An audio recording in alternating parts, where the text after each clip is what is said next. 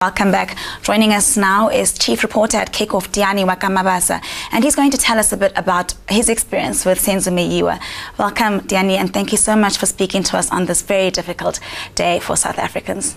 Yeah, no, thanks for having me. It gives me great pleasure to talk about one of South Africa's favorite sons. He was an incredible man, and may his soul rest in peace. Yeah.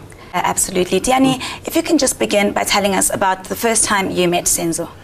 Yeah, I remember it was in 2006, at the Paris training field. Normally we go for media days, where we get to speak to the players, and I was privileged enough to be in his company. And at the time, he was basically not playing, but he was so positive. I was surprised, And at the time, I think I was one of those people who doubted his abilities as a goalkeeper. And I think I asked him a simple question, do you think you'll ever succeed at Pirates? Why don't you move maybe to another club, where you can get game time? And he said to me, I'm a Pirate, through and through, and I'm going to stay, and my chance will come. And when get my chance, you'll see what I'm made of. At the time I didn't believe him, But down the line, I got to find out the real Senzo as a goalkeeper. And I think, he was punching above his weight, throughout his career. He did very, very well for himself and the club. So clearly he was very passionate about Orlando Pirates and his football. But apart from him being a talented footballer, we all know that, what kind of person was he personally as a man? Yeah, let me just begin by saying that I never saw Senzo angry once, just once. I never. And the mood around him never changed. Didn't matter what you asked him. Some players, you chat to them, and maybe because you ask them some sort of a negative question, then the mood changes. With Senzo, it was never like that, and I got to know him like that. And throughout those chats, he was always like that. He was a kind person, always willing, to do interviews. He was never like anybody who refused to do interviews. He was always willing, always forthcoming, and always straightforward in his interviews. And as a person, very kind, always laughing, and sometimes you wonder, what is he laughing at, But that was Senzo, he was a kind of person who, around him, you always be happy, So I got to know him like that, and each time I chatted to him, I felt refreshed afterwards, That was the kind of person that instilled some sort of, how can I put it? He always gave you this platform to be happy. That was Senzo, regardless of what the discussion was on the table. I think this week that's one thing that has come up a lot. There's a lot of people who talk about him, talk about his smile, his energy, and that he was always happy. I interviewed him a few times, and the one thing that stood out for me is that he came across as quite soft-spoken, and he oozed an air of respectability. Would you say I'm correct in saying that? Absolutely, no doubt about that. You see, when he invited me for the interview, if had it been anyone else, I could have refused, because I don't want to come in and say the good stuff because someone has passed away. But I think for me it's an honor to talk about him, because whatever people are saying about him, they're correct. Nobody's saying anything out of place. They're spot on with whatever they're saying about Senzo. He was that kind of person. So when people say he was kind, when people say he was patient, that's exactly what Senzo was like, as a person. Now, of course, I mean, it is a sad time for us, but we have to celebrate his life. Yeah. What would you say are some of your fondest memories of Senzo? Yeah, a lot comes through, As a goalkeeper, obviously, you celebrate whatever he does, in the field.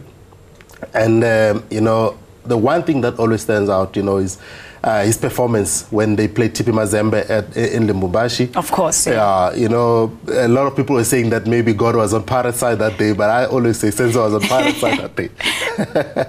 Because, the kind of performance he put out that day, it made me proud, I'm sure Pirates fans were proud. I'm sure his teammates were proud, but I'm sure South Africa as a whole, they were proud, of Senzo that day. I mean, to pull out 2 penalties, to save 2 penalties on that day, it's just remarkable, I'll never forget that, And whenever I thought about Senzo as a player, I always thought about that performance.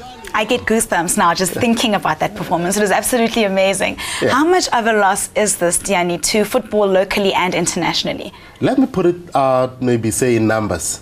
He had played 158 games. You know, I know people say 157, but maybe they don't count his first match in 2005, 2006, when he played that match. But it was 158 for Orlando Pirates, and I think he had kept about 63 clean sheets. And he played 7 times for Bafana, and he kept 6 clean sheets for the national team.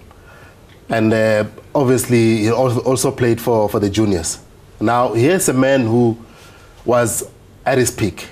You know, I think for me, Itumeleng Khune was going to struggle, you know, to reclaim his #1 jersey at Bafana. And I'm not saying that, you know, lightly. Itumeleng Khune is a very, very good goalkeeper. But he was up against it now, you know, with Senzo as Bafana's #1. So on the international front, now you have someone who had played only 7 games. And can you imagine if he went on to play 50 games, what he could have actually produced for the national team?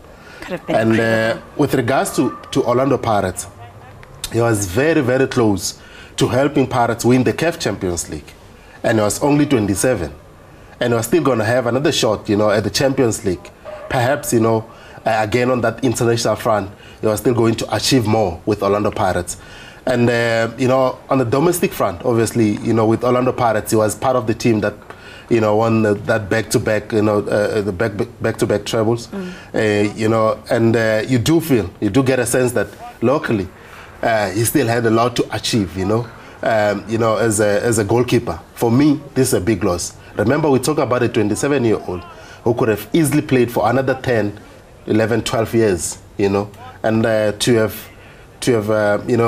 gone, you know, so soon, it has basically robbed us, you know, of a goalkeeper who could have helped not only Orlando Pirates but the national team as well. So on the international stage, that's why you see the reaction from the international community, you know, from players like Iga Casillas. That's why you get that reaction because, or those reactions rather, because, you know, those people, he touched them, and the only way he touched them was because of what he produced in the field. And I do feel that he was going to achieve more internationally, never mind locally. It's an incredible loss indeed. We will be back after the ad break, taking a look at the outpour of support that we've received from all over the world after the break.